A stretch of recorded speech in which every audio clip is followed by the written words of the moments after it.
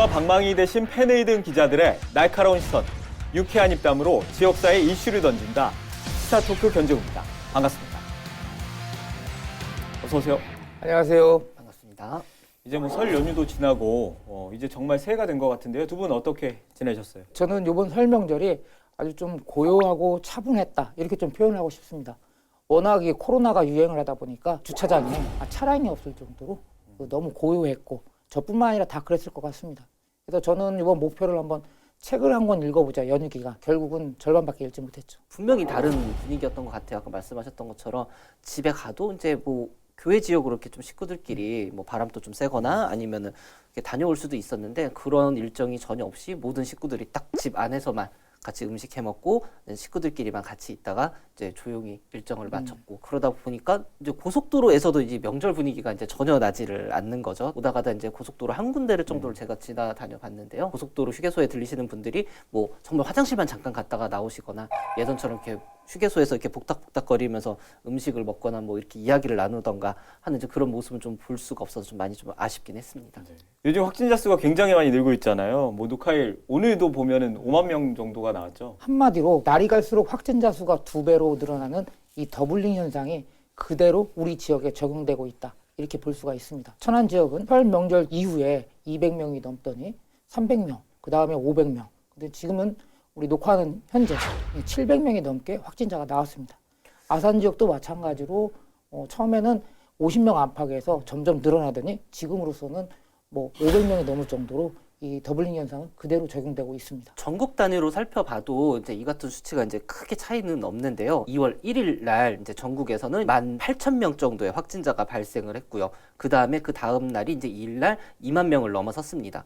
그리고 5일 날 3만 이제 6천 명이 발생하면서 3만 명대를 돌파를 했고요. 9일 날 5만 명대를 이제 돌파를 하면서 점점 더블링 현상이 심해지고 있는데요. 오미크론 확산세 역시 더 이상 이제 오미크론 수치가 이제 중대본에서 발표를 하지 않을 정도로 우세종이 돼버렸기 때문에 이제는 뭐 오미크론이 이제 완벽히 코로나19를 이제 잠식을 했다라고 이제 볼 수가 있겠습니다. 우리나라에서 10,000명이 넘었던 게 불과 2주밖에 안 됐습니다. 그러니까 지난달 26일 날 10,000명이 넘었다고 언론에서 막 1만 명대 진입했다 이렇게 보도가 됐는데 2주 만에 5만 명까지 나오는 거죠. 이러다 보니까 정부에서도 역시 검사 방식을 변화를 줬는데요. 한 번쯤은 그 유전자 증폭 검사를 해보셨죠?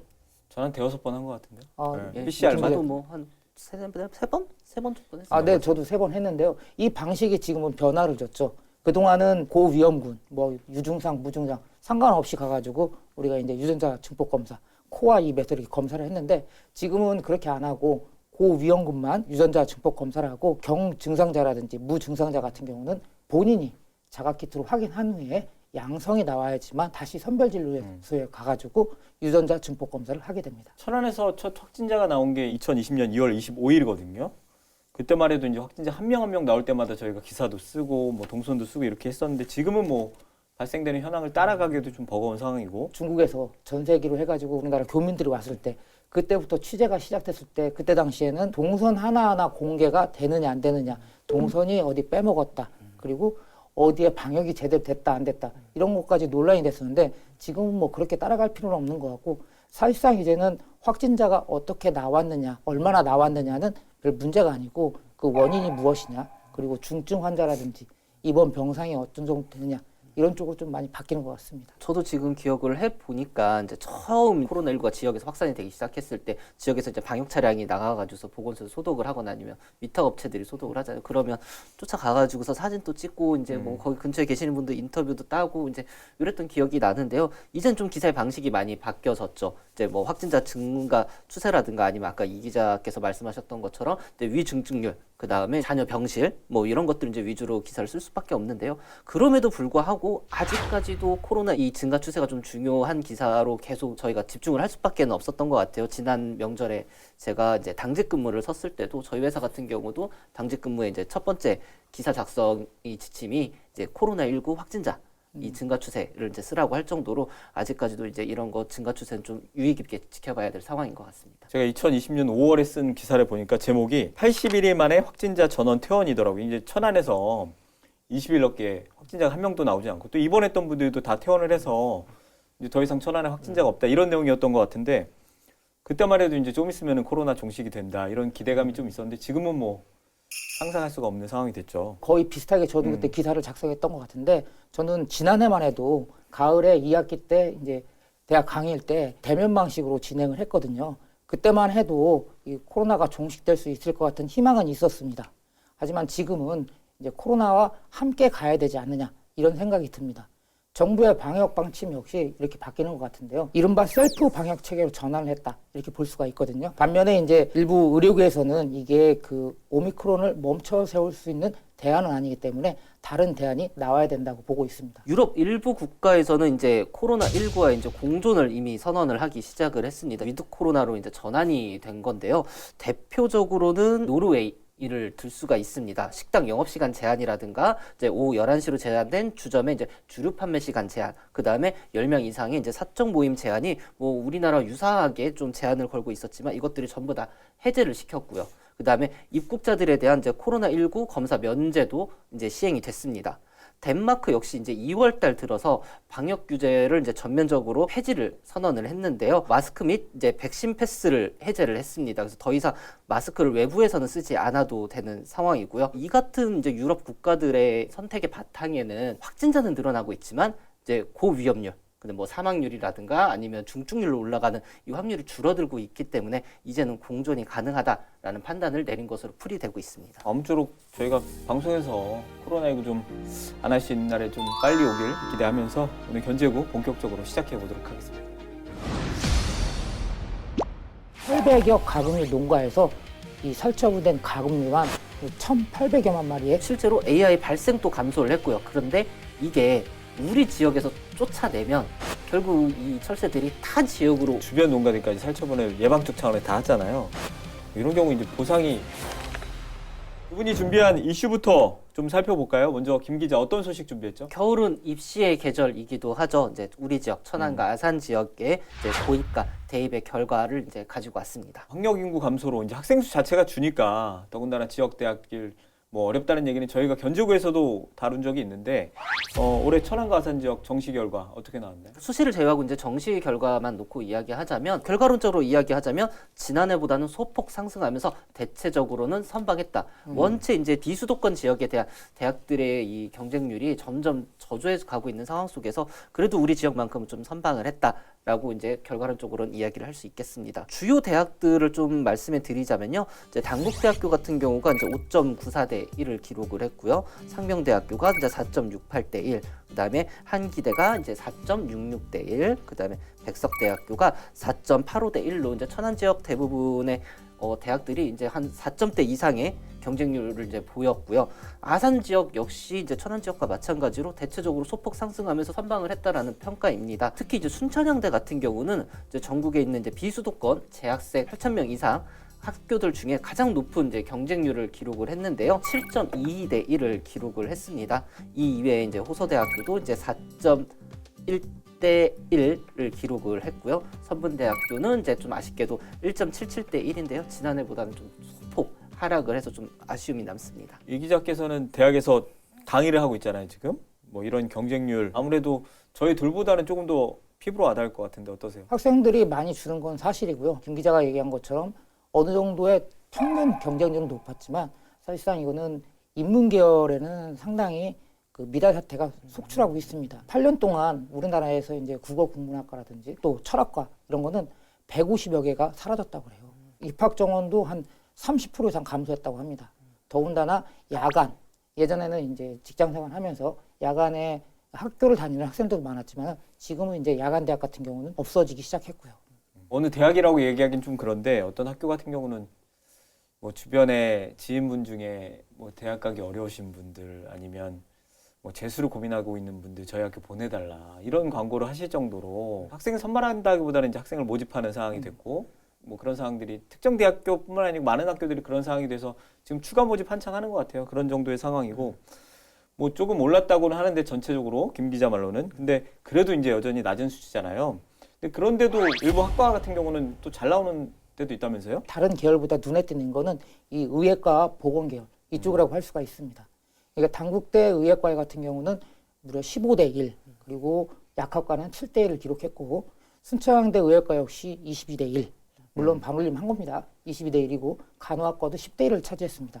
선문대 치의생학과가 6.5대 1, 응급구조학과가 5.1대 1, 그리고 나사렛대가 이제 임상병리학과가 8대 1, 재활스포츠학과 7.5대 1 등 이렇게 이제 보건계열 학과가 강세가 이어지고 있습니다. 경쟁률이 그래도 10대 1 이상 나오는 학과들도 있는데도 불구하고 이 정도 수치면은 다른 학과들은 훨씬 더 낫다는 거니까 평균을 이과들이 끌어올렸는데도 불구하고 그 정도가 나왔다는 거는 실제적으로 훨씬 더 낮았을 것 같고요. 뭐 천안산 지역 대학교 경쟁률은 이 정도고 전국적으로는 어땠어요? 종로학원이 이제 최근에 분석한 이제 결과가 있어서 좀 이거를 인용해서 말씀을 드리자면요. 이번 이제 정시에 이제 서울과 수도권 대학의 평균 경쟁률은 이제 한 6대 1 정도로 나타났습니다. 이제 이 외에 이제 비수도권 지역의 대학들은 이제 3.4대 1로 나타났는데요. 천안과 아산의 경쟁률이 비수도권에 비해서는 이제 상당히 높게 나왔지만 수도권에 비해서는 조금 모자른 이제 한계를 보였습니다. 뭐 이 같은 결과의 바탕에는 이제 전반적으로 수능의 난이도가 지난 학년도보다는 조금 높았기 때문에 수시 최저 등급을 달성하지 못한 인원들이 정시로 전환한 점, 그다음에 지난해 코로나19 확산으로 이제 재수 혹은 반수를 선택한 학생들이 또 정시로 몰렸던 점, 그리고 비수도권의 이제 마지막 마지노선이 천안 아산 지역이다 보니까 이제 천안 아산을 마지막 마지노선으로 경쟁률이 올라갔다라는 이런 분석이 나오고 있습니다. 대입에 비해서는 관심도가 좀 떨어지긴 하는데 그래도 고입도 결과가 나왔죠. 고입은 이제 지난해 12월 특성화 고등학교 모집을 시작으로 해서 1월까지 이제 교육감 전형 이제 일반교 고등학교죠. 일정이 모두 종료가 됐습니다. 고등학교 뭐 진학할 때 보면 매년 뭐 반복되고 오래된 얘기긴 한데 특성화 고등학교 기피 현상이 올해도 여전히 있었고 굉장히 오랫동안 이래요. 1차 모집 결과를만으로 이제 이야기를 하자면요. 올해 역시 이제 지역에 천안 지역에 이제 6개 특성화 고등학교 중에 4개 학교가 정원을 채우지는 못했습니다. 학생 수로는 한 228명 정도가 미달이 된 수치인데요. 요거는 이제 2021학년도에도 한 88명이 좀 미달된 건데 횟수로는 5년째 지역 특성화 고등학교가 전체 정원을 채우지 못하는 이런 모습을 보이고 있습니다. 교육감 전형 일반계 고등학교 같은 경우는 어때요? 일반계 고등학교는 이제 한 3년 만에 좀 강세, 탈락자들까지 나오는 강세 현상이 나왔는데요.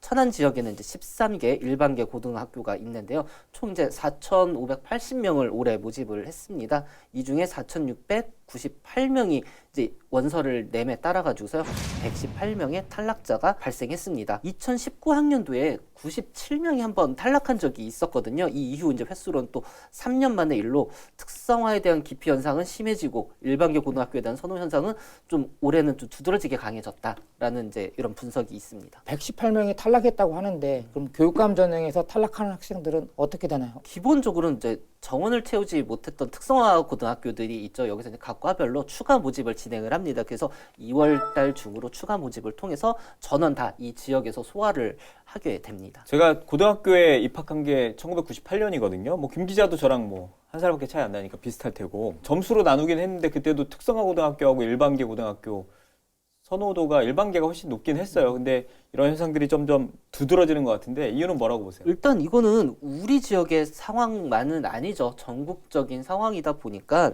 뭐 학령 인구 감소에 따라서 이제 대학 진학에 대한 가능성이 점점 더 높아지고 있지 않습니까? 아까도 앞전에 저희가 이야기했다시피 벚꽃 핀 순서대로 지역 대학들이 소멸할 수 있다는 위기 상황 속에 대학 진학을 할 수 있는 가능성은 점점 높아지다 보니 사실상 굳이 대학을 가지 않아도 되는 본인의 재능이라든가 능력을 찾아도 되는 친구들까지 전부 다 인문계 고등학교에 일단 진학하고 보자라는 이런 현상이 좀 강했다라고 볼 수 있고요. 이와 함께 이제 특성화 고등학교 자체적인 좀 경쟁력도 좀 많이 약화가 됐다. 예전에 비해서 이제 저조한 취업률 이런 것들이 경쟁력을 보이지 못하면서 이제 좀 학생들이 많이 기피하게 되는 이런 원인으로 꼽히고 있습니다. 이것 때문에 지원율이 좀 떨어졌다 이렇게 보기는 어려운데 그래도 특성화 고등학교 이제 실습 문제도 사회적으로 좀 이슈가 되기도 했잖아요. 현장 실습 폐지 뭐 요구도 있고 이에 따른 찬반 논란도 있는 것 같고요. 최근에 그 더불어민주당의 한 위원회가 현장 실습 폐지 그리고 직업계고 교육청 정상화 추진위원회라고 해서 같이 함께 이제 국회에서 간담회를 열었어요. 이때 당시에 주장한 게 뭐냐면 현장 실습 제도를 폐지하고 직업계 고등학교에 이 교육을 정상화하라 이렇게 주장을 했는데 사건의 발달은 2년 전이었죠. 제주도에서 그 실습 나간 고등학교 학생이 이 불의의 사고로 안타까운 일이 발생했거든요. 그러다 보니까 이제 사고가 발생하면 이 제도를 강화하고 이 제도가 좀 완화가 되면 다시 사고가 발생하는 식으로 이런 악순환이 반복되기 때문입니다. 정상화 추진위에서는 이 현장 시설 폐지를 하고 12월에 취업 기간을 설정해가지고 직업교육부에서 한 번에 학생들의 취업을 시키자 이렇게 주장을 했습니다.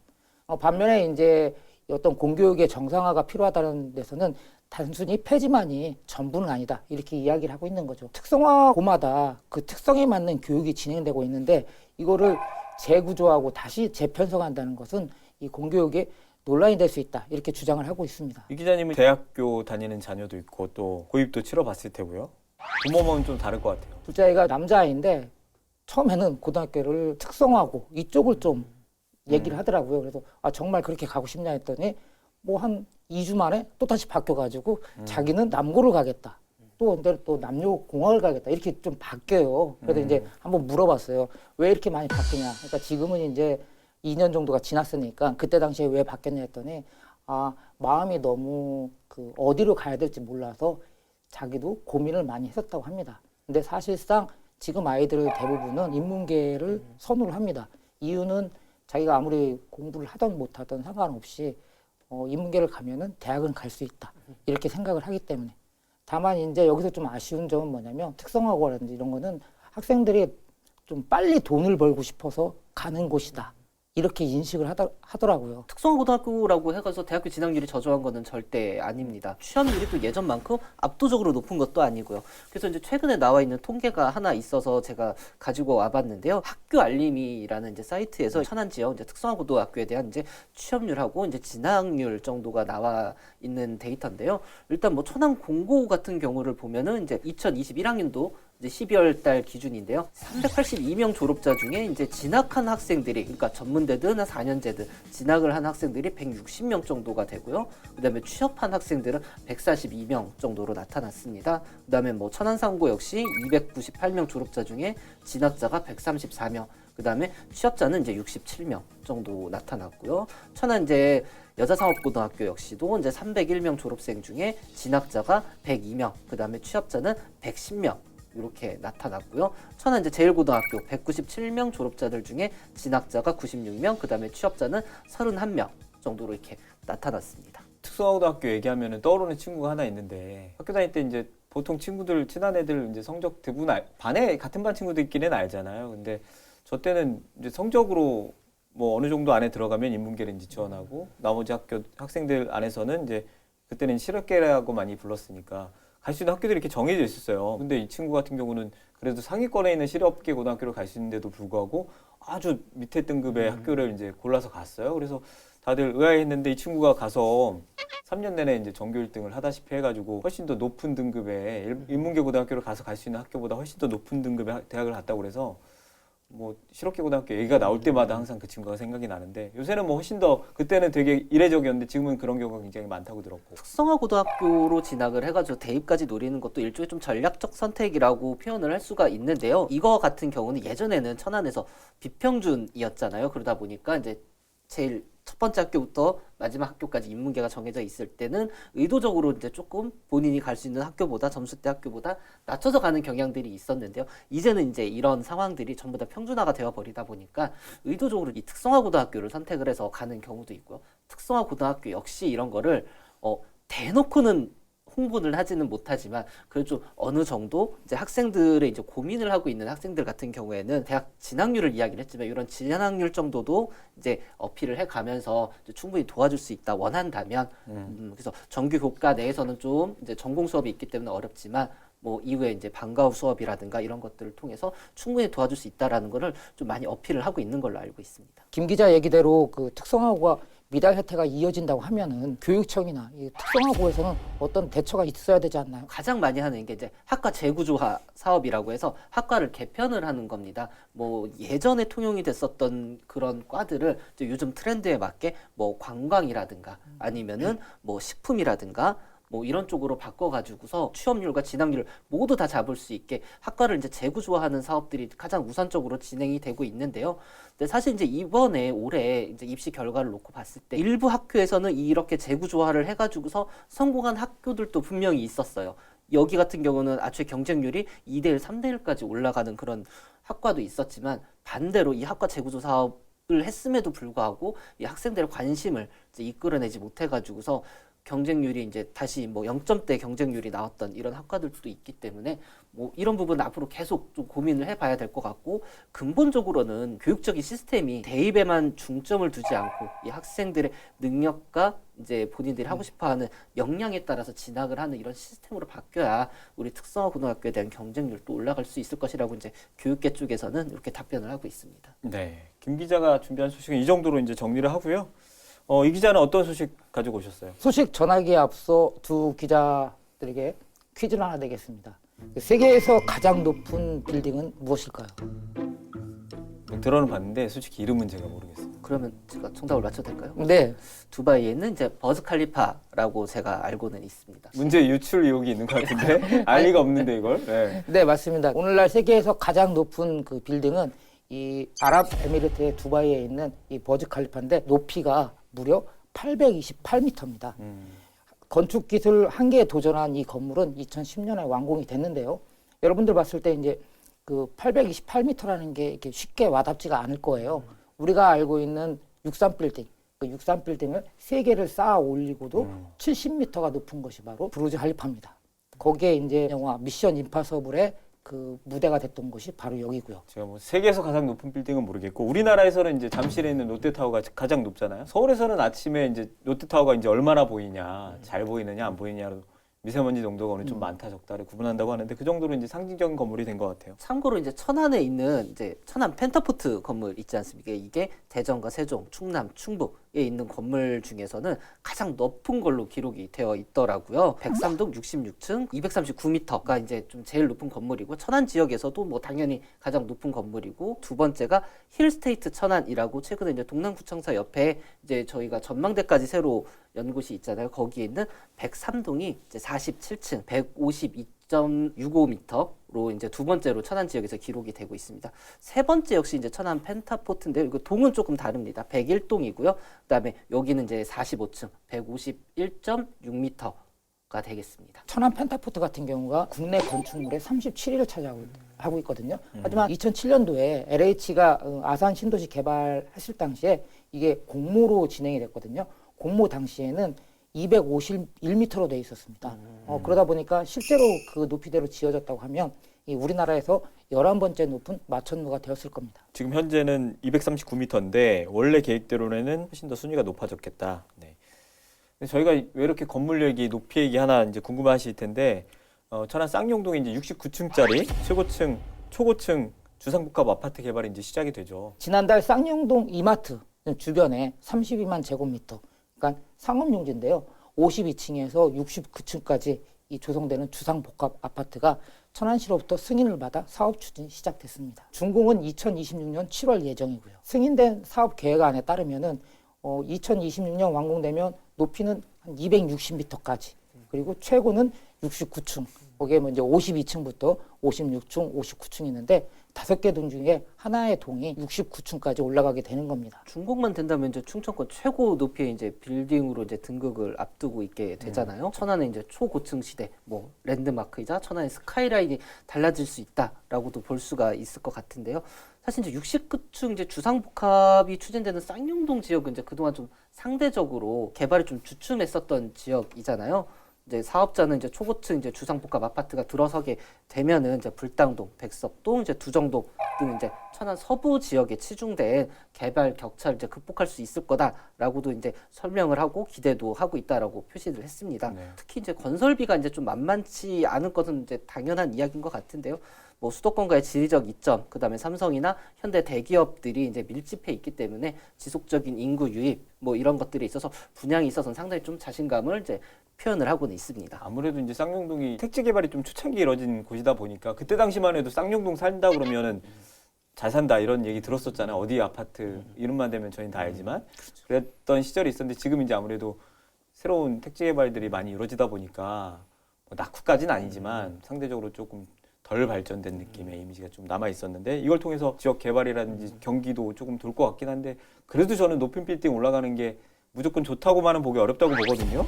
뭐 교통 사업도 굉장히 어려워질 것 같고 주차 문제도 그렇고 이런 부분은 어떻게 될까요? 일단 승인된 69층 이제 주상복합 아파트 같은 경우를 살펴보면 좀 여러 가지 풀어야 될 문제들은 눈에는 보이고는 있습니다. 뭐 아파트 단지가 이제 이제 인접해 있기 때문에 뭐 조망권 문제가 이제 걸릴 거고요. 그다음에 상가 등이 이제 몰리게 되면 이제 교통난 어쩔 수 없죠. 주차난 같은 경우도 이런 것들은 당연히 좀 풀어야 될 숙제로 거론이 되고 있습니다. 뭐 그동안 이제 사업자가 이제 충남도와 천안시를 상대로 계속 끊임없이 노력을 한 결과 좀 2년 만에 좀 최종 승인을 받아내기는 했는데요. 뭐 조망권 같은 경우는 인근 주민들하고도 지금 계속 접점을 찾아가고 있는 과정인 걸로는 알고 있습니다만 이게 아직 완벽하게 해결이 된 상황은 아니기 때문에 계속 좀 논란의 불씨는 남아 있고 지켜봐야 될 문제인 거는 같습니다. 그리고 이제 또 하나 문제가 이제 초고층 아파트 같은 경우는 이제 화재가 발생을 하게 되면 상당히 좀 취약할 수밖에 없는데요. 천안 지역에는 이제 소방용 고가 사다리차가 초고층용 고가 사다리차가 딱 한 대 있죠. 이 한 대 있는 것뿐만 아니라 사용 이제 연한도 오래됐고 그다음에 뭐 이에 따른 이제 고층 화재를 진압할 수 있는 이제 인력이라든가 이제 그 외에 이제 다른 시설 같은 거에 확충 문제도 좀 시급할 것으로 보여지고 있습니다. 그나마 다행인 건 제가 봤을 때는 사업계획 승인권자인 천안시와 이 사업자가 현재까지는 문제 해결을 위한 대화, 그러니까 일종의 협의죠. 협의는 좀 잘 진행되고 있는 것 같아요. 주상복합 5개 동이 지어지는 이번 사업지구는 전체가 다 상업지구거든요. 예. 그래서 일부에서는 이 상업지구가 개별적, 그러니까 전체적으로 개발이 이루어지지 않고 개별적으로 5개가 이루어지다 보면 그 상대적으로 이제 도시계획 심의 과정이 쉽기 때문에 난개발이 우려가 됐을 텐데 한 번에 하게 되다 보니까 지방자치단체와 사업자 간에 서로 어떤 협의가 어느 정도 이루어지지 않느냐 이렇게 생각을 하고 있고요. 또 여기에 이제 이번 사업 승인 조건으로 지역 경기 활성화를 위해서 그 천안 소재 업체 하도급을 30% 이상 이 지역 업체에 줄 것을 시행사와 이제 지자체가 약속을 했습니다. 더군다나 이제 주변에 경기 활성화를 위해서 그 한바 식당도 운영을 금지하기로 했고요. 천안시는 뭐 사업 승인 이후라도 뭐 아까 얘기했던 교통난이라든지 주차난이라든지 이런 문제를 갖다가 점차적으로 협의를 해서 해결해 나가겠다 이렇게 하고 있습니다. 약속이 좀 잘 이행되길 기대해 보고요. 그럼 두 분이 준비한 소식은 여기까지 듣도록 하겠습니다. 방송 초반에 코로나19 얘기를 잠깐 했었잖아요. 근데 사실 농촌에서는 코로나19보다 더 무서운 게 있습니다. 조류 독감, 그다음에 구제역 등 이런 가축 전염 질병이 농촌에서는 가장 무서운 겨울철 불청객이 아닐까 싶습니다. 먼저 구제역은 국제수역사무국과 세계동물보건기구가 가축 전염병 가운데 가장 위험한 A급 바이러스로 지정한 가축 질병입니다. 특별한 치료법도 현재로서는 없어가지고 일단 구제역이 발생하면 그 걸린 소나 돼지는 모두 살처분하게 됩니다. 고병원성 조류독감, AI 역시 마찬가지인데요. 치료법이 없어가지고 구제역처럼 전염성도 높습니다. 게다가 AI는 이제 구제역과 달리 사람에게 감염돼 숨진 사례까지 있는데요. 물론 AI도 여러 종류로 나뉘는데 중국이나 동남아에서 사람을 숨지게 한 AI 바이러스와 현재 국내에서 전염 바이러스는 전혀 다르다는 것을 좀 참고해 주시기 바랍니다. 하지만 감염된 동물을 죽여야 한다는 점은 이 농가에서 큰 피해입니다. 사실상 자산이잖아요. 가축이 자산인데 이걸 갖다 전염되면 자산을 그대로 잃어버릴 수밖에 없는 거죠. 저 같은 경우도 혼자만 잠깐 하루 다니고 몇 시간 잠깐 혼자만 다녀왔는데 고향 안 가신 분들 굉장히 많잖아요. 가능하면 이제 방문하지 말자 이런 분위기가 있어서 근데 사실 뭐 양계농가 축산농가는 꽤 오래전부터 고향 방문 자제하고 이런 움직임이 있었잖아요. 바이러스는 어디서 어떻게 이렇게 전염됐는지 사실상 모르거든요. 축산농가가 많은 홍성 같은 경우, 홍성에서는 2011년이었죠. 그때 당시 이제 기억나는 게 127개 농가에서 무려 돼지가 5만 3천여 마리가 살처분됐습니다. 한두 마리도 아니고 5만 마리가 넘는 돼지가 이제 땅속에 묻거나 이렇게 살처분이 됐는데 그때 당시 피해액만 107억이 넘었거든요. 그걸 생각한다고 하면 이 고향 방문, 그러니까 이 바이러스가 어디에서 어떻게 차를 통해서라든지 바람을 통해서라든지 이런 것 때문에 농가로서는 설 명절이라든지 아니면 연휴 때 누군가가 온다는 것 자체가 꺼릴 수밖에 없는 거죠. 홍성에서 5만 3천 마리면은 엄청난 건데 그렇죠? 네. 홍성 인구하고도 크게 차이 안 날 것 같은 어마어마한 숫자가 그때 살처분이 됐는데 천안에 사는 이제 뭐 정적으로 조류감, 뭐 조류인플루엔자 터졌다 그러면 빠지지 않고 저희 지역이 이제 거의 빠지지 않고 이제 발병이 되는데 언제부터 얼마나 발생을 했을까요 지금까지? 저는 지금도 기억납니다. 2003년 당시에 이제 그 언론 생활하면서 처음으로 이제 천안에서 조류독감이 났는데 그때 이제 전국적으로 발생을 했는데 그 중에 이제 천안이 포함이 됐었죠. 그래서 그때 뭐 살처분한다고 해서 사진을 찍는다든지 산에 올라가서 사진을 찍고 막 그래가지고 기억이 나는데 2003년 겨울이었어요. 그때 이제 12월부터 그 다음에 2004년 3월까지 전국에서 19건이 발생했는데 그 중에 천안에서만 6건이 발생했습니다. 그리고 천안 아산에서 이제 뭐 살처분 대상이 포함이 되다 보니까 그때 당시에 150가구에서 140만 마리가 넘게 이렇게 가금류들이 살처분이 됐고요. 이어서 이제 2006년 겨울 그리고 그 다음에 봄까지 있었고 결론적으로 이제 2003년부터 최근까지 전국에서 12차례 발생했고 그중에 천안 아산이 8차례를 발생했습니다. 이에 따라 800여 가금류 농가에서 이 살처분된 가금류만 1,800여만 마리에 넘습니다. 지난해 이제 연말부터 시작해서도 계속해서 AI 발생하고 있는데 어느 정도나 났을까요? 지난해 11월 8일이었죠. 가금농장에서 고병원성이 발견했는데 그 녹화 현재 기준 33건이 발생을 했습니다. 그리고 특히 설 명절 전후에 확진이 잇따르고 있는데 우려스러운 게 뭐냐면 가금농장 발생이 충남과 전북에 좀 이렇게 집중되고 있는 상황입니다. 우리 지역의 좀 사례를 좀 살펴보게 되면요. 지난해 12월 3일하고 이제 12일 이제 산란기 농장에서 이제 AI가 발생했죠. 이제 올해 역시 이제 1월 이제 23일 그다음에 뭐 명절 기간이었던 2월 2일, 3일 등 총 5차례 AI가 발생했는데요. 특히 이제 지난 이제 2월 3일 날 발생했었던 AI는 이제 토종 땅 농가여 가지고서 이제 조금 더 가슴을 쓸어 내렸어야만 했었습니다. 아산 같은 경우는 이제 지난 12월 14일 이제 산란계 농장에서 이제 발생을 했었습니다. 네, AI 발병할 때마다 저희가 뭐 고병원성, 저병원성 얘기 많이 하는데 통상 이제 회사율이 75%를 넘어서면은 이제 고병원성이라고 분류를 하는데 뭐 가장 많이 발생하는 게 아까도 얘기했지만 H5N6, H5N8 이렇게 이런 유형 외에도 유형이 굉장히 많더라고요. H항원 같은 경우가 이제 15가지가 있고요. 그 다음에 N항원이 9가지가 있는데요. 이거를 이제 조합을 하게 되면 총 135가지의 이 항원이 나올 수 있게 됩니다. 다른 지역에서도 조류인플루엔자 터지면 천안아산 많이 염두를 하는데요. 그럴 정도 이제 중점 관리 지역인데 우리 지역 왜 이렇게 많이 발병할까요? 통계학적으로 볼 때 이 동절기에 산란계 농가 AI 발생 수치가 매우 높습니다.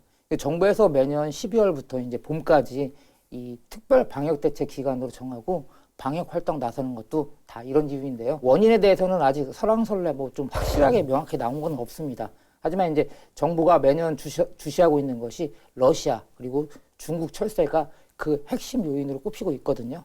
여기에 천안 아산의 경우는 그 풍세천 중심으로 이 철새 도래지가 넓다는 점이 꼽히고 있습니다. 지자체에서도 여러 가지 대책 마련하고 있는 것 같은데 어떤 것들이 있을까요? 근본적인 예방 대책은 아닌 것 같아요. 그 철새 도래지가 많이 있다 보니까 이 철새들 좀 쫓거나 아니면은 조금 이렇게 분산을 시키는 정도의 이제 좀 정책을 좀 많이 시행을 하고 있는데요. 특이한 시책을 좀 살펴보면 이제 독수리 모형의 큰 연이라든가 이런 조형물 아니면 에드벌륜 이제 이런 것들을 띄우는 경우도 있고요. 뭐 그리고 최근에는 이제 레이저건을 이용을 해가지고서 이제 철새들을 이제 내쫓는 이제 이런 것들이 좀 시범적으로 좀 진행이 되기도 했었습니다. 레이저건으로 이제 철새 퇴치하는데 밤에 한번 이제 쫓아가가지고 취재한 적이 한번 있었는데 지금은 이제 천안 씨 물어보니까 지금은 안 한다고 하더라고요. 천안시에서 이제 2018년도에 처음 도입을 했었던 사업으로 이제 좀 관심을 좀 끌었는데요. 2019년도에서 20년도에 이제 개체수 감소의 효과는 분명히 있었습니다. 이제 이런 것들 다 조사가 됐는데요. 그리고 실제로 AI 발생도 감소를 했고요. 그런데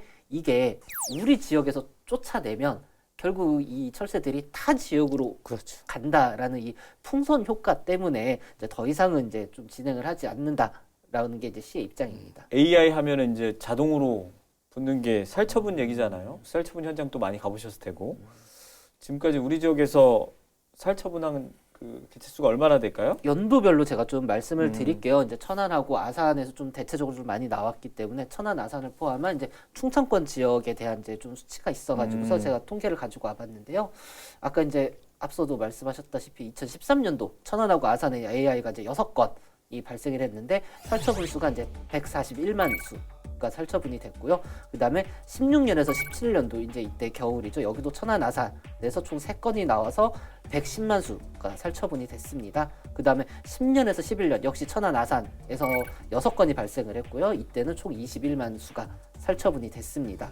그리고 이제 14에서 15년 이 시즌에는 이제 천안, 아산을 비롯해서 이제 충남의 총 8개 시군에서 AI가 32건이 발생을 했는데요. 총 이제 8개 시군에서 284만 수를 살처분했습니다. 16년도 역시 이제 천안 아산을 비롯해서 이제 7개 시군에서 총 64건의 AI가 이제 발생을 했고요. 여기서는 이제 741만 수를 이제 살처분했고 17년도, 18년도에는 이제 천안, 아산, 당진 이렇게 세 곳에서 이제 3건이 발생을 했는데 이제 216만 수가 살처분됐고, 네, 가장 최근인 이제 2020년에서 21년에는 천안, 논산, 예산, 홍성 이런 지역에서 총 9건의 AI가 발생해서 284만 수가 살처분이 됐습니다. 살처분 현장 가면은 굉장히 잔인하잖아요. 그렇죠. 이게 정부 보도 지침이 있어. 근데 잔인한 거는 이제 가능하면은 보도하지 말아달라, 모자이크 처리를 해달라 이런 지침이 있는데 불구하고 현장은 굉장히 잔인한데 어떤 방식으로 지금 진행이 되고 있죠? 우선은 그 살처분 현장에서는 렌더링 처리를 우선 진행합니다. 여기서 말하는 렌더링 처리는 이 사체를 물리적, 과학적으로 이렇게 분쇄를 한 후에 이거를 고온에서 고압 처리하는 것이 바로 이 렌더링 처리인데요. 이 렌더링 처리되면 어차피 폐기물이 나오잖아요. 이 폐기물은 이 바이러스 검사를 한 차례 진행을 합니다. 그래서 바이러스가 안 나오면 퇴비하라든지 아니면 폐기물로 처리한다든지 소각하는 것이 원칙인데 소각 처리는 이루어지지 않고 대부분 이제 퇴비하나 폐기물로 이렇게 처리를 하고 있습니다. 옛날처럼 뭐 묻고 이런 거는 이제 안 한다. 네. 환경 뭐 오염 문제도 있고 하다 보니까 살처분하는데 이제 비용도 만만치 않고 이게 장비도 이제 뭐 상시 가지고 있지는 않을 테니까 뭐 빌려야 되는 문제도 있고 지자체에서 부담을 하고 있잖아요. 이거는 지금. 예산을 한번 좀 살펴보니까요. 이제 지난해 이제 2020년하고 21년 이 시즌에는 총 천안에서 160억 원 정도를 들였더라고요. 이제 여기에 이제 살처분 비용, 그다음에 이제 보상 비용이 전부 다 포함된 금액이고요. 그다음에 지금 현재 아직 종식이 이번 시즌은 끝나지 않았기 때문에 천안시는 한 90억 원 정도의 예산이 좀 들어갈 것으로 보고 있습니다. 인근 이제 아산 같은 경우도 20년, 21년에는 이제 발생을 하지 않았고 21년, 22 시즌 18억 정도가 이제 살처분과 이제 보상금으로 사용될 것으로 이제 예측을 하고 있습니다. 얼핏 들어봐도 100억대 뭐 전후에서 이제 천안 같은 경우는 잡고 있는데 정부 차원에서 좀 지원은 없나요? 현행 가축전염병 예방법에는 이제 명시가 돼 있는데요. 환경조사라든지 가축의 사체 또는 소각, 매몰, 그리고 방역시설, 소독, 역학조사 이런 비용은 지원할 수가 있습니다. 다만 여기서 문제점은 뭐냐면 지원한다가 아니라 지원할 수 있다. 그러니까 정부에서 지원을 할 수도 있고 안 할 수도 있기 때문에 사실상 지방자치단체의 이 고민은 클 수밖에 없는 거죠. 확산을 막기 위해서는 추가로 지원을 정부에서는 해주되 이렇게 나머지 비용에 대해서는 지원을 할 수도 있고 안 할 수도 있다는 점입니다. 보면은 확진 판정을 받은 농가가 있고 그 주변 농가들까지 살처분을 예방적 차원에 다 하잖아요.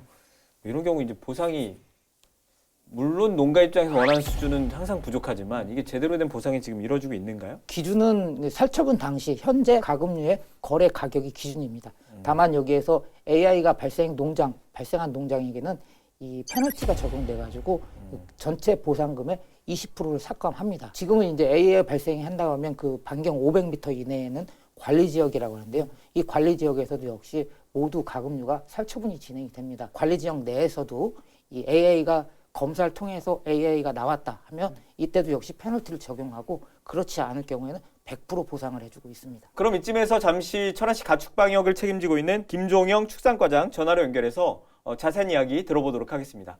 과장님 안녕하세요. 네, 안녕하세요. 축산과장입니다. 과장님 최근에 우리 지역에 AI가 연이어 발생하면서 많이 바쁘실 것 같은데요. 늘 긴장의 끈을 놓을 수 없을 것 같아요. 어떻게 지내세요? AI가 전국에서 산발하고 있고요. 우리 시는 작년 12월 최초 발생 이후 현재까지 5건이 발생되었습니다. 현재 발생 농장의 가축 사례와 알처리 등 방역 조치는 모두 완료하였고요. 앞으로 추가 발생이 없도록 가금 농가에 대한 특별 방역 조치를 강화하고 특히 산란계 농장에 대해서 매일 산란율을 조사해서 소독을 강화하고 추가 발생되지 않도록 최선을 다하고 있습니다. 현재 AI 확산 방지를 위해서 우리 시에서 추진하고 있는 대책이 많을 것 같은데요. 어떤 것들이 있을까요? 저희가 현재 농장 출입 차량 소독을 위한 거점 소독 시설 3개소를 운영하고 있고요. 또 이제 AI 발생 위험성이 높은 종어리 농장 3개소에는 지난해부터 통제 초소를 설치해서 그 축산 관련 차량의 철저한 소독과 또 외부인의 출입을 통제하고 있습니다.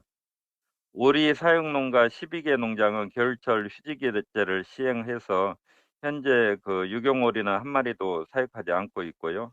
그리고 하천변 가금 밀집 지역은 그 주변 농경지 26만 제곱미터에 대한 농가리를 실시해서 철새의 접근을 차단함으로써 그 질병 유입을 방지하고 있습니다. AI가 처음 발생한 2003년 이후에 이 전국에서 12차례 발생하는 동안 천안에서 무려 8차례 발생했는데 이 우리 지역에 자주 발생하는 이유는 뭔가요? 우리 지역은 풍세천이나 병천천 등 철새 도래지가 많이 있습니다.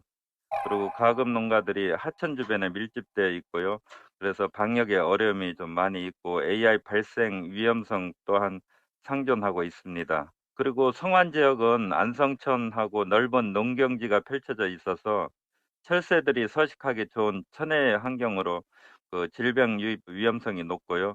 또 대규모 축사가 밀집되어 있어서 질병이 발생할 경우 대량 살처분으로 인한 피해가 매우 큰 상황입니다. 시 공무원들도 그렇고 이제 방역 요원들이나 살처분에 동원되는 분들이 상당히 좀 많으신데요. 겨울이라 춥기도 하고 또한 이제 이 살처분하는 현장을 보다 보면 트라우마도 좀 많이 생길 것 같은데 이런 분들에 대한 이제 지원책은 있는지 궁금합니다. 네, 최근에는 살처분 현장에 방역관계 공무원만 투입되고 있고요. 일반 공무원은 투입하지 않고 있습니다. 그리고 인력 또한 일반 사람이 아닌 양계 분야 전문 인력을 동원해서 그 트라우마를 최소화하고 있고요. 또 살처분 참여자에 대해서는 심층 치료비 지원 사업을 추진하고 있어서 그 심리 치료가 필요한 사람들에게 상담과 치료비를 지원하고 있습니다. 일각에서는 이제 살처분을 하지 않고 이제 이미 개발된 이제 백신을 도입하자라는 여론도 있는데요. 지역 농가들은 이 백신 도입에 대해서 어떻게 좀 생각을 하고 있는가요? 지금 백신 정책은요, 중앙정부에서 그 전문가들의 의견을 수렴해서 결정하는 사항으로서 그 지자체에서는 중앙부처의 그 정책 결정을 따를 수밖에 없는 실정입니다. 그 만일 안전성과 효과가 그 입증된 백신이 있다면은 매년 AI 발생으로 어려움을 겪고 있는 양계 농가들이 그 안정적으로 축산 경영을 이어가는데 큰 도움이 될 것으로 기대가 됩니다. 좁은 사육 환경이 AI 확산의 원인이 된다는 지적이 많은데요. 이 부분에 대해서는 동의하시는지, 또 우리 시 양계농가의 사육장 현대화율이 얼마나 되는지 궁금합니다. 아무래도 사육 환경이 열악하면은 질병 발생 위험성이 높아지겠지만 우리 천안시 발생 추이를 보면은 그 현대화된 축산 시설에서도 그 비슷하게 발생되고 있습니다. 대규모 농장 특성상 인적 물적 교류가 많아서 그 질병 발생 위험성이 상대적으로 높고요. 특히 우리 지역의 경우 대규모 농장이 많아서 AI가 발생할 경우 그 피해가 클 수밖에 없습니다. 그 천안시 산란계 농가 중에 현대화 농장 비율은 약 그 사육 농가의 40%이지만 사육 그 규모로 볼 때는 전체 82%를 차지하고 있습니다. 과장님 마지막으로 그 저희 철안 지역 농가나 또 시민들에게도 하실 말씀이 굉장히 많을 것 같아요. 아무래도 이제 철새가 시베리아로 북상하는 2월 말까지는 그 조류 인플루엔자 발생 위험성이 매우 높다고 보고 있습니다. 특히 그 일반 시민들께서는 그 가금 농장 출입을 금지하여 주시고 또 이제 축산 농가에서는 축사에 들어갈 때 장화 갈아 신기와 특히 축사 틈새로 지가 드나들지 않도록 해주시고요. 그리고 이제 기온이 따뜻한 오후 2시쯤에는 농장 안팎을 집중 소독해서 그 조류 인플루엔자 차단 방역에 철저를 기하여 주실 것을 당부드리겠습니다. 과장님 많이 바쁘실 텐데 오늘 말씀 감사드리고요. 다음에는 스튜디오로 한번 직접 모시도록 하겠습니다. 네, 수고하셨습니다. 저희 오늘 뭐 코로나19로 시작해가지고 방금 뭐 AI 얘기까지 다뤄봤는데 두 분 어떠셨어요? 구제역, 조류독감, 코로나 이게 모두가 다 바이러스거든요. 앞으로 더 이상 이제 이 인류사에서 사라지진 않을 것 같습니다. 이 백신과 치료제 개발만이 정말 우리가 바이러스 전쟁에서 살아남을 수 있다고 생각하는데 이에 앞서서 이 정부와 지자체 언제든지 이런 바이러스에 대처할 수 있는 능력을 준비해야 하지 않나 이렇게 생각합니다. 방금 전 이야기 듣다 보니 천안이나 아산이 이제 철새들이 날라오기 천혜에 좋은 환경이라고 했잖아요. 오히려 그게 역으로는 또 우리 지역에 있는 가금류 농가에게는 좀 안타까운 일로 다가오고 있는데요. 좀 하루빨리 좀 근본적으로 이런 것들을 막을 수 있는 좀 기술이라든가 백신 이런 것들 좀 빨리 개발이 돼서 더 이상 사람도 그다음에 우리 동물도 아프지 않은 상황이 좀 왔으면 좋겠습니다. 네, 좀 뭐 저희 셋 다 비슷한 의견인 것 같아요. 아예 막을 수는 없을 것 같고 더 이상 피해가 더 이상 확산되지 않도록 바라는 마음이고요. 뭐 코로나19도 그렇고 AI도 그렇고 1차적으로 지자체에서 굉장히 고생을 많이 하고 있잖아요. 대응을 지자체에서 먼저 하고 있는데 중앙정부 차원에서 보다 적극적인 근본적인 대책 마련 기대해 보겠습니다. 두 분 오늘 수고 많으셨습니다. 정월 대보름을 지나 이제 절기상 우수인데요. 눈이 녹아서 비가 된다는 우수라는 말처럼 겨우내 꽁꽁 얼었던 우리 마음도 지역 경기도 하루빨리 회복되길 바라면서 오늘 저희가 준비한 견제구는 여기서 마치겠습니다. 시청해주신 여러분 고맙습니다.